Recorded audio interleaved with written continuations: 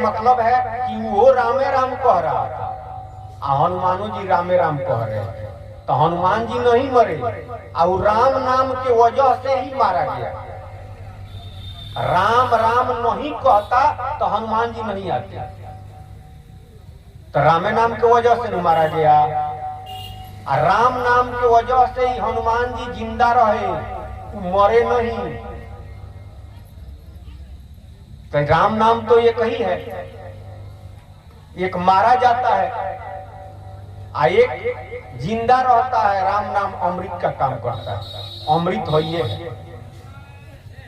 कपटी कुमति से काल नेमी जपी आपन नाश कराया, वही नाम कपट से कुमति से, यानी राम राम राम राम कहना कथनी है,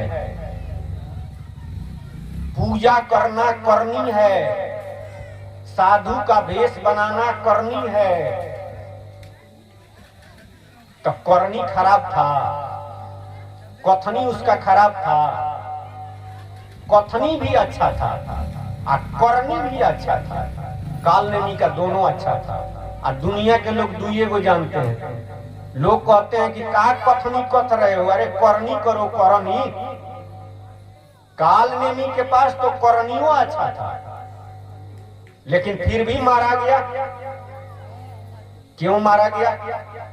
उसके पास रोहनी अच्छा नहीं था, उसका रोहनी खराब था। कथनी करनी काम न आवे और रोहनी से मुक्ति पावे। कथनी या करनी भगवान नहीं देखते हैं, वो रोहनी देखते हैं। कथनी बहुत अच्छा है और करनी भी अच्छा कर रहे हैं, और आपके नियत में खोट है। आपका नियत किसी के प्रति उसको दुख देने वाला है, तो भीतरिया के भगवान देखते हैं और ऊपर वाला लोग देखते हैं। तो कालनेमी का ऊपर वाला तो ठीक था, अरे बड़का बड़का जटा दाढ़ी था, साधु का भेष था, पूजा पर बैठा हुआ था, और राम राम कहिए रहा था जोर से। तो कथनी करनी तो बिल्कुल ठीक था, लेकिन रहती नियत उसका खराब था। रहत न प्रभु चित चूक किए की आ करत सूरत सहबा रहिए की। भगवान सबके हृदय को ही देखते हैं, सबके मन को ही देखते हैं कि उसके हृदय में, उसके मन में, उसके चित्त में किस चीज का चिंतन हो रहा है। भगवान न दाढ़ी देखते हैं, न जटा देखते हैं, न लाल पियर कपड़ा देखते हैं, न जाति देखते हैं, न रूप देखते हैं, न औरत देखते हैं, न मर्द देखते हैं, न हिंदू देखते हैं, न मुसलमान देखते हैं, न ब्राह्मण देखते हैं, न चमार देखते हैं। वो क्या देखते हैं? सूरत, ख्याल, नियत। भगवान बस यही देखते हैं। वो यह नहीं देखते हैं कि आप जंगल में हैं कि घर में हैं। भगवान यह नहीं देखते हैं कि आप मठिया में रह रहे हैं या कि खेत में हर जोत रहे हैं। इससे भगवान को मतलब नहीं है। भगवान को मतलब है भक्ति से, भगवान को मतलब है सुमिरन से, भगवान को मतलब है आपके नियत से। मन सच्चा तो कठौती में गंगा, मन चंगा तो कठौती में गंगा। रैदास जी तो जूता सीते थे, कहीं जंगल में गए थे, कहीं जंगल में नहीं गए थे, वो परिवार में थे, जूता सीने का काम करते थे, अपना रोजी रोजगार में लगे हुए थे। कोई बहुत बड़का जाटा और वेशभूषा वाला वो नहीं थे, साधारण गृहस्थ के जैसा थे। दुनिया के लोग न जाने, लेकिन भगवान तो जानते हैं। तो उनका नियत ठीक था, उनका सुमिरन प्रभु के नाम का हो रहा था, तो भगवान वही देखे और उसका फल मिला। गंगा के पास रैदास जी को जाना नहीं पड़ा, गंगा को आना पड़ा रैदास जी के पास। और वो अभी किस में? जिस कठौता में वो चमड़ा भेटे थे जूता बनाने के लिए, उसी कठौतवा में गंगा आ गई। कबे नु कंगन मिला। तो कहने का मतलब कि कथनी करनी काम न आवे। महाराज जी सतराम बाबा कहे कि कथनी करनी काम न आवे, रोहनी के फल पाता।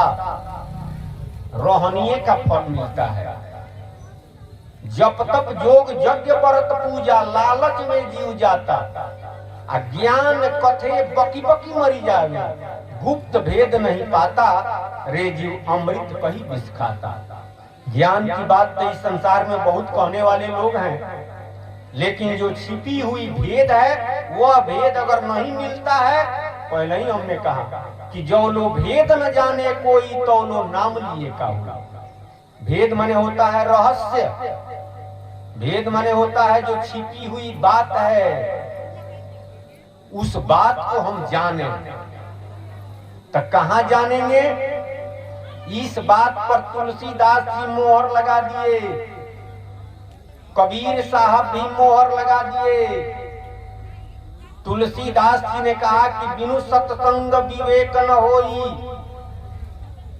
आध्यात्मिक विवेक तब तक नहीं होगा जब तक आप गुप्तमती का सत्संग नहीं करेंगे। अब बिनु सत्संग कोई नहीं सुधरी। आज चुंदरी में दाग लगौले बड़ी सुंदरी, चित रूपी चुंदरी में अहं ब्रह्मास्मि रूपी दाग लगा हुआ है। यह तो कोटि जन्म में भी नहीं छूटेगा। इसलिए एक ही को दवा है सत्संग। अगर सत्संग करता है तो अपने बारे में भी जानेगा।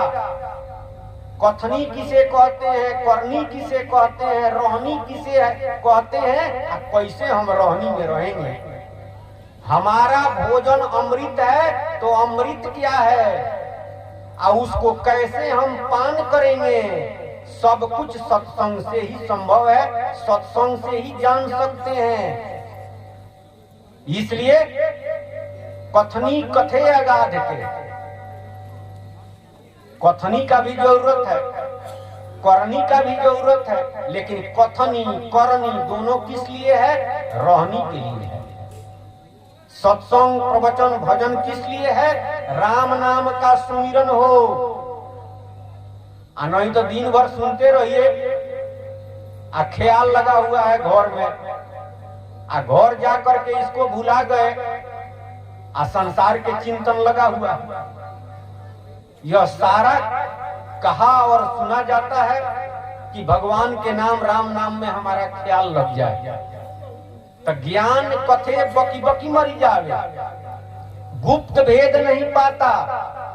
कैसे गुप्त भेद जानेगा? पारखी गुरु बिनु कौन बुझावे, अंत काल पछताता।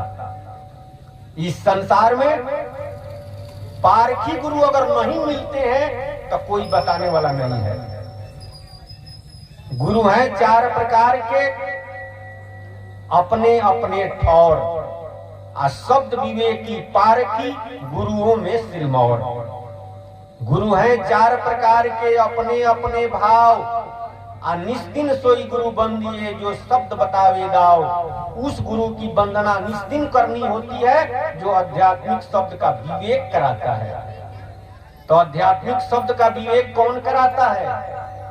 हीरा जवाहरात को परखने वाले को भी पारखी कहते हैं, वास्तव में उसे जौहरी कहते हैं। आज जो शब्द को परखता है उसे पारखी कहते हैं, क्योंकि शब्द बिना साधु नहीं, द्रव्य बिना नहीं साव, प्रेम बिना भक्ति नहीं, चाह बिना नहीं रहा। आध्यात्मिक शब्द का विवेक है तो साधु है, आध्यात्मिक शब्द का विवेक नहीं है तो साधु नहीं है। साधु का मतलब होता है जो साधन करता हो। संत का मतलब होता है जो सिद्ध हो, यानी टेंड हो, मास्टर हो गया है। साधु का मतलब यह नहीं है कि जंगल में चले गए तो साधु हो। तो आध्यात्मिक शब्द का विवेक होना चाहिए। साधु होना चाहो तो पक्का के संखेल, कच्चा सरसों पेड़ के खरी भयानक तेल। पहले जमाने की बात है, अब तो आधुनिक युग है।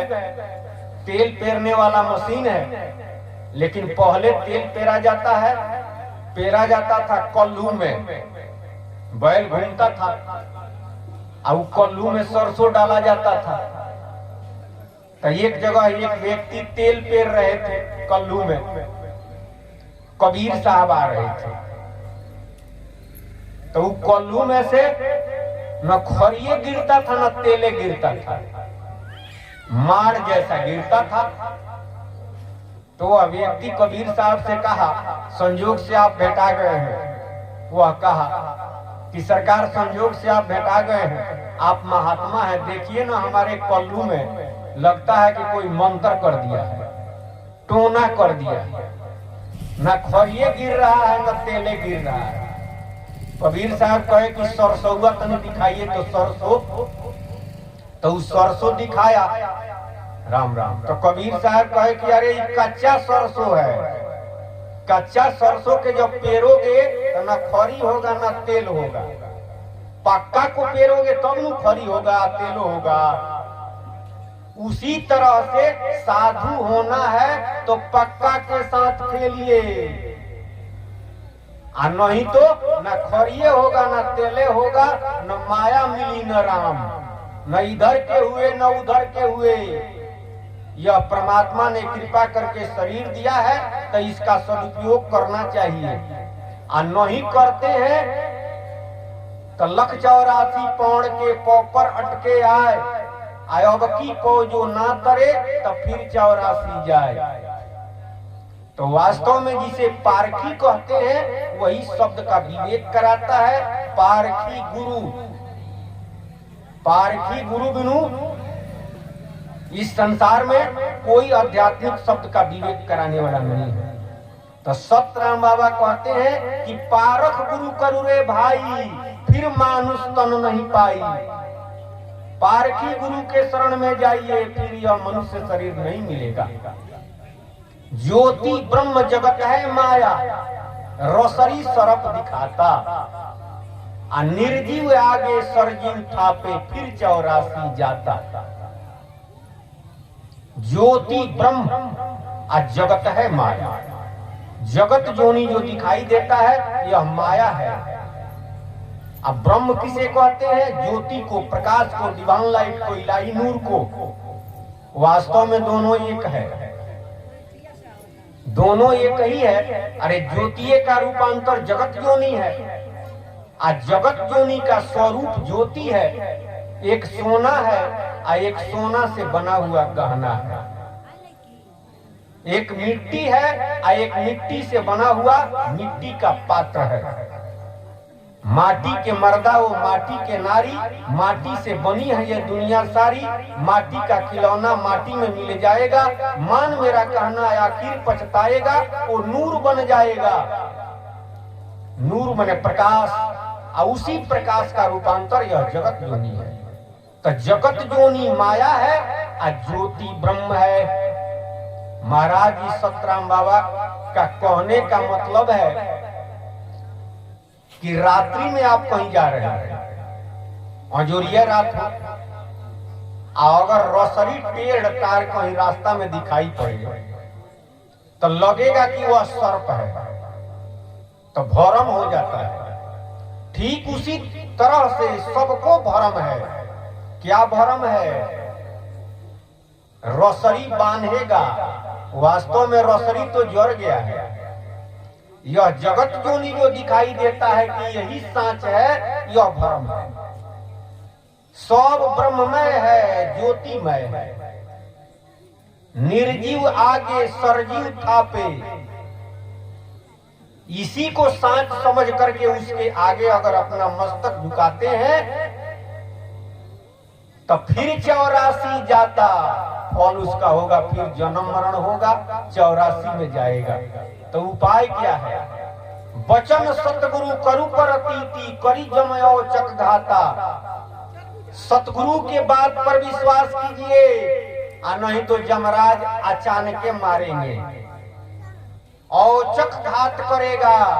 कबीरा गर्व न कीजिए, काल गही कर केस, न जाने कि तुम्हारी है क्या घर क्या परदेश। तू कहाँ मारेगा इसका कोई ठिकाना नहीं है। आज मारेगा कि कल मारेगा कि 10 साल के बाद मारेगा, कि आप जानते हैं? नहीं जानते हैं तो समझिए कि हमारा सारा उम्र समाप्त है, बहुत कम बाकी है। और नहीं तो समझते हैं कि बहुत दिन जीना है, तो बहुत दिन आप देखे नहीं है, कल किसी ने देखा नहीं है। आज कहनता काल करमता, काल कहनता काल, आज काल के कहते में पहुंच गया सिर काल। आज काल करते करते काल सिर पर आ जाता है। उपाय कही गो है, काल करो सो आज करो, आज करो सो अब पल में प्रलय होता है, बहुरी करोगे कल। कल का दिन मत दीजिए, आज करिए। अरे आज ना, अब्बे से शुरू कीजिए। कल किसी ने देखा नहीं है, अब ये से लग जाइए। किसमें लग जाइए? प्रभु के नाम में, प्रभु के राह पर लग जाइए। मानव जीवन को सफल बनाइए। बोलिए सतगुरु महाराज की जय जय जय।